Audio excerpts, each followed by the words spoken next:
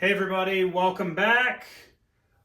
This time I'm going to be customizing my own racket. When I first started playing years and years ago in, 2011-ish, I started with an Extreme. The shop that I worked at was a predominantly head shop, so my real choices were between an Extreme and an Instinct, and I went with the Extreme. The round head shape just made more sense to me than the oval one. And when you're first learning and you're kind of all over the place, the additional width helps out a little bit.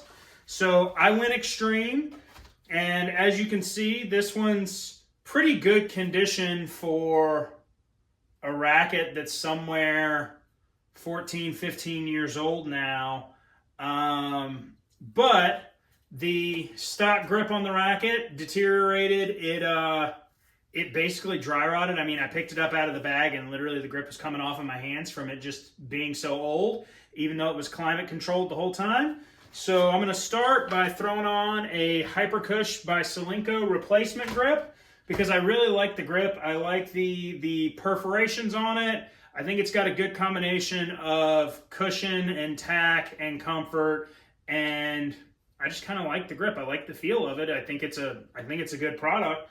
So I'm going to throw the Hypercush on, and then I'm going to get some balance swing weight, because I'm going to customize this racket to my preferred spec.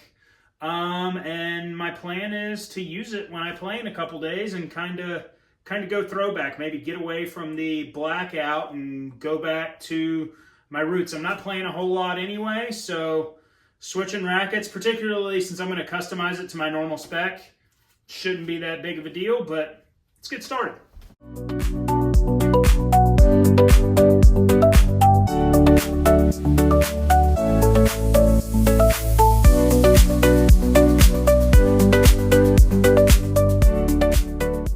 All right, fresh Solinco Hypercush on there. Like I said, I just like the grip. I think it's a good grip. I think it's pretty versatile because it's got decent cushioning without being too bulky. I think it's a pretty good replacement grip for a lot of the Yonex stuff too. All right, so let's zero it out. I'm going to do it on here. My preferred spec is somewhere in the ballpark of 315, a 31.5 balance point, and a 295 swing weight. But all of those numbers are relative to my PTC in the scale. Scale on here does a pretty good job, so the weighting ought to be pretty close. The balance point seems to be off by 0.4, half a centimeter, showing a little more head heavy than the PTC. So I'll have to calculate that in. And then the swing weight also tends to show about 5 points higher from all the things that I've seen so far. So those are kind of what I'm going to work with in my attempt to customize this to my normal spec for me to play with this week. All right, so came out to 300.4 and a 33 balance point. Let's hit retest and see what it comes up with. 300.5 and a 33 balance point. And I would think that means, again, I think I'm going to subtract half a centimeter in balance, so I'm going to say that's a 32.5. And then we'll put it on the swing weight. Oh, it might help if I switched over to swing weight.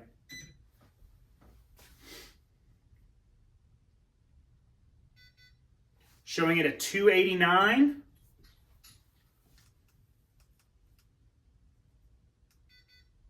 288. Make sure we're just dead square here.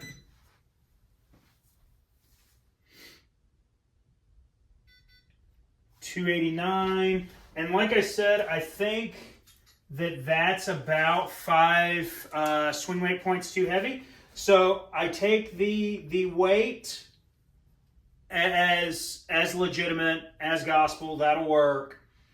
Balance points, I'm going to subtract 0.5, and then swing weight, I'm going to subtract 5. So realistically, based on what I was getting on the PTC and its balance board and the scale, I'm looking at a 300.5 gram racket with a 32.5 balance point and 284 on the swing weight, which is good. That gives me a lot of leeway in what I do to bulk this racket up. Recently, I've started adding more weight to the sides, to the 10 and 2 portion of the racket, or 3 and 9 portion of the racket, to give it a little more stability. And that weight there also adds to your swing weight, but not as much as if you were to put it at 12 o'clock. So that's probably where I'll start, is I'll start here on the sides and add some weight at 3 and 9 that's going to give me some increased stability. It'll also bump up the overall mass, shift the balance point even a little more head heavy, and it'll also bump up the swing weight. So I'm going to get that done, and then we'll run another check.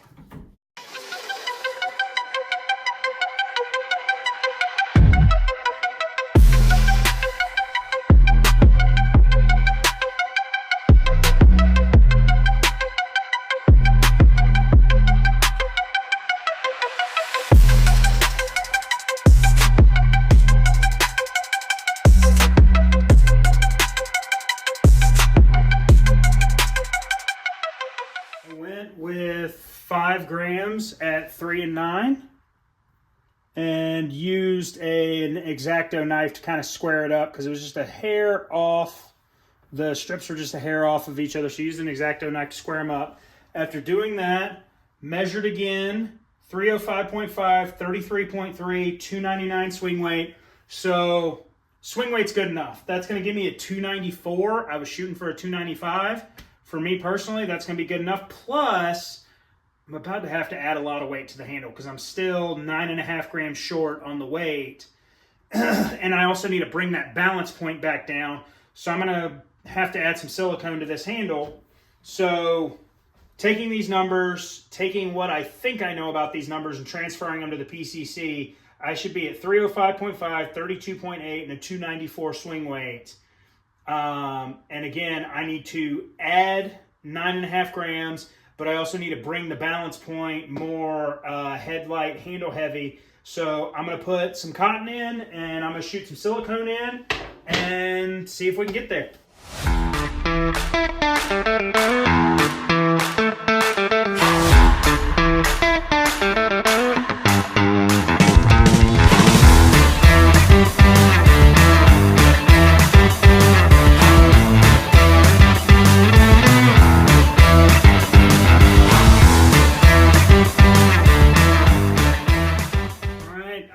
My silicone into the handle. I only pushed the cotton to about there because I didn't want it going too far into the handle because again I'm trying to bring that balance point back toward the butt cap. So having said that, after putting the silicone in, I'm still 2.5 grams short. I think some of you have probably seen this trick from me before, but I'm going to take some lead based on the amount that I still lack, based on the weight that I still lack. And I'm going to fold it over on itself, and fold it over, fold it over, fold it over, and create a little pellet that I'm just going to insert into the center of the silicone on one side to get that last little bit of weight I need.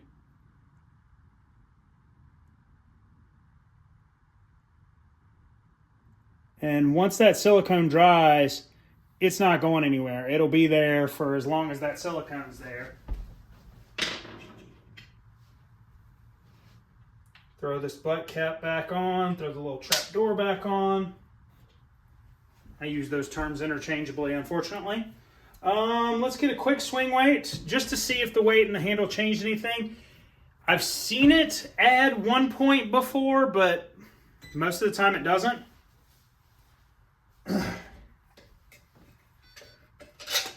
No change to swing weight, still reading 299. Give it one more spin for good luck. Still reading 299.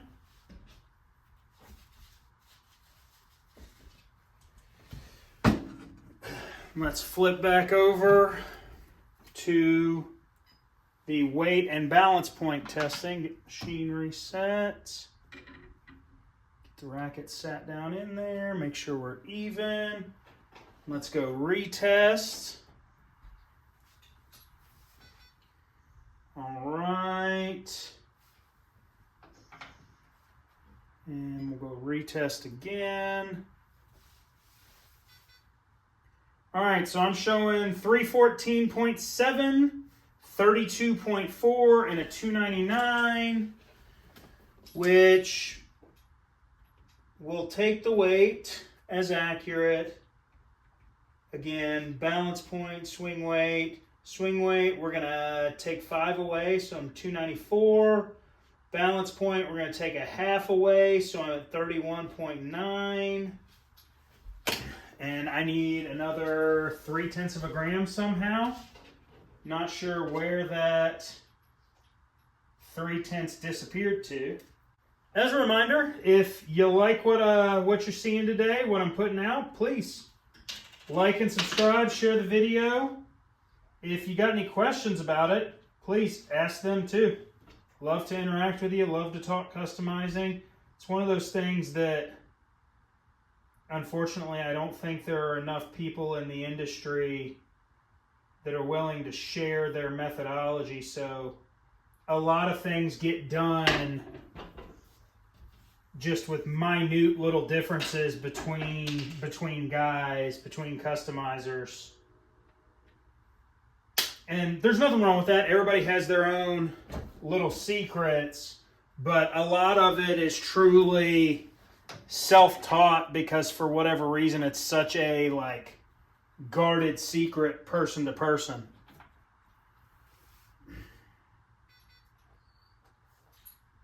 All right, the thing just hates me because I 100% added 0.3 of a gram and it gave me credit for like a tenth.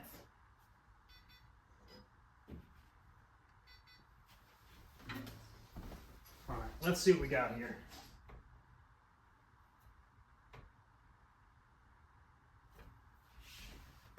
See, and even though normally these two scales match, this one's showing on 0.2 heavy, that one's showing I'm 0.2 shy.